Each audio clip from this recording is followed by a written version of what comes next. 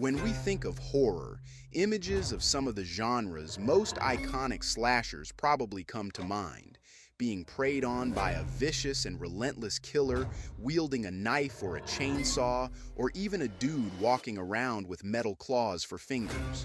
Or maybe you think about the paranormal, a demonic entity looking to possess you or those around you. All of these scenarios, without a doubt, encapsulate what horror is and have led to some of the genre's greatest films. But in 2017, Jordan Peele set out to write and direct a film that was horrific for a much different reason. It explored how something many of us can't escape, such as the color of our skin, could be used as the basis for a horror film. And in my opinion, it's a masterclass in writing, especially for the horror genre. So Get Out tells the story of Chris, a black man who is going to meet his white girlfriend Rose's parents for the first time. Right from their arrival, we know something is off. We can't necessarily figure out what it is, so for now we're left to the awkward exchanges between Chris and his girlfriend's parents. Jordan Peele expertly diverts a lot of tropes most horror films rely on, such as cheap jump scares, being trapped in the dark, blah blah blah,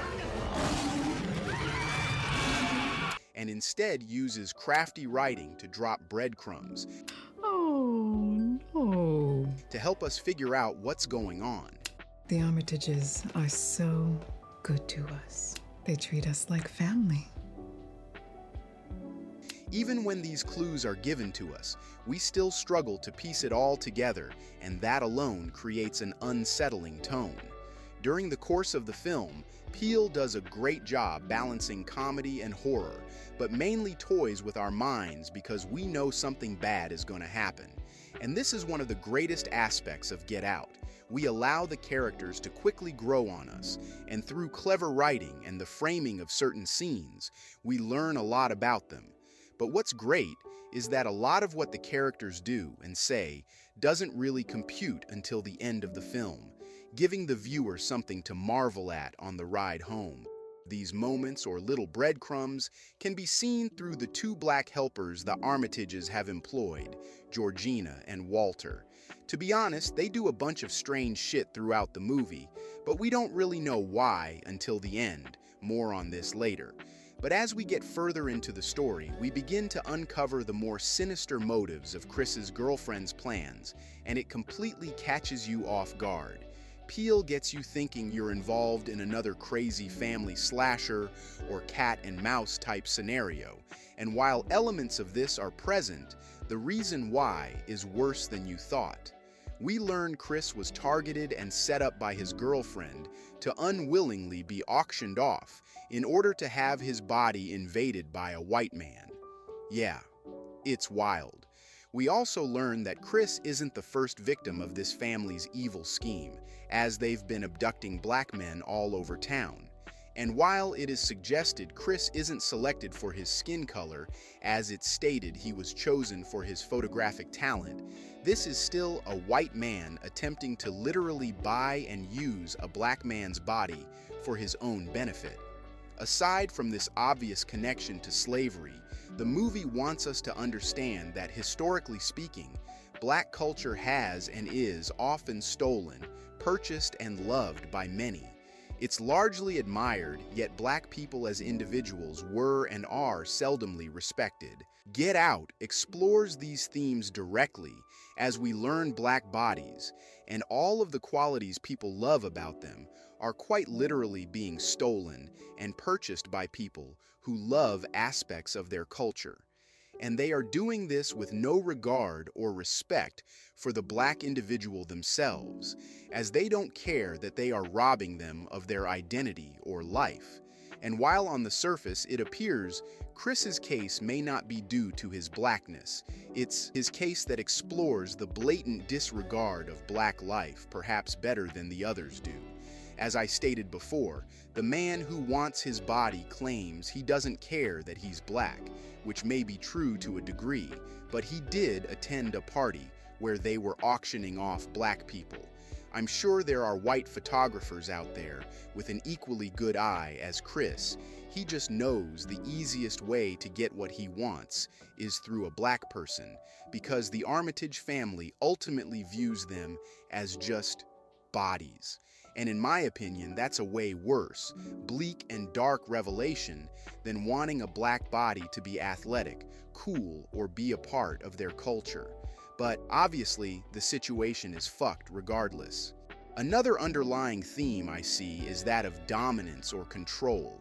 The white people in the film want to use the body, use the characteristics, but change the identity, ultimately assuming control over the black person that once existed. I think Peele expertly uses this aspect of the film as a direct allegory for what many would say has happened to black people in America. Our culture and bodies are loved by the masses, yet they don't want us to be in control of anything. This theory may be a bit of a stretch, but I find it compelling nonetheless. But what's undeniably scary about Get Out isn't necessarily the body snatching or violence that comes as a result. Instead, it's how close to home a lot of it hits for people of color in this country. Out of all the crazy stuff we see in the film, the scariest part for many of us happens towards the end, when Chris is strangling his evil, and it's important to mention, white girlfriend, finally about to put an end to this monstrous family, but he's soon greeted by a cop car. In any other film, this would be seen as a glimmer of hope or safety. However, in Get Out, the audience, especially us of color, knows this situation feels a little different, a little less hopeful. And this is why Get Out is genius, because Jordan Peele just spent an hour and a half taking us on this absurd and horrific science fiction thriller, and there we sat, probably the most tense we were throughout the entire film, simply due to some blue and white police lights. What should have been a moment of calm and rejoice made many of us collectively sigh, and having the privilege of seeing this film in the theater, I can confirm that at this moment, the silence was deafening. It's because at this moment, the film got real for many of us, and for a while, we forgot about all of the other crazy shit, as we were certain we were about to watch another black man slain who shouldn't have been. But luckily, it was just that boy Rod. But all jokes aside, the entire film takes the idea of black culture and all it's loved and simultaneously hated for, and forms it into this creative horror classic. I know for some, Get Out may be controversial, and its subject matter may make you uncomfortable, but I think that's kind of the point. In a world of slashers and possessed demons, he decided to focus on a subject that's rarely talked about in horror: how the color of one's skin, something someone is born with, may directly affect them. Whether you agree if this is good material for a horror film, of course, is debatable, but what we can't deny is how clever and genius the writing of Get Out is. And this takes us back to Georgina and Walter. The writing of these characters may at first seem to only be there to facilitate some eerie moments, but Jordan Peele's writing here is much more brilliant than that. For example, we learn early on that Rose's grandfather was an Olympic level runner who happened to lose to Jesse Owens, one of the greatest black Olympians of all time at the Olympics. So when we see Walter sprinting towards Chris, it's not because it's just a scary moment. It's because we learn it's actually Rose's grandfather possessing a younger black man doing what he loves, running. Or when Rose's father, Dean, is giving Chris the tour of their house, and they enter the kitchen where we first meet Georgina. He mentions his mother loved her kitchen, so they always keep a piece of her in there. At first, we think he's referring to pictures and decorations. In reality, that piece he's talking about is quite literally Georgina, as Rose's grandma is actively possessing her body.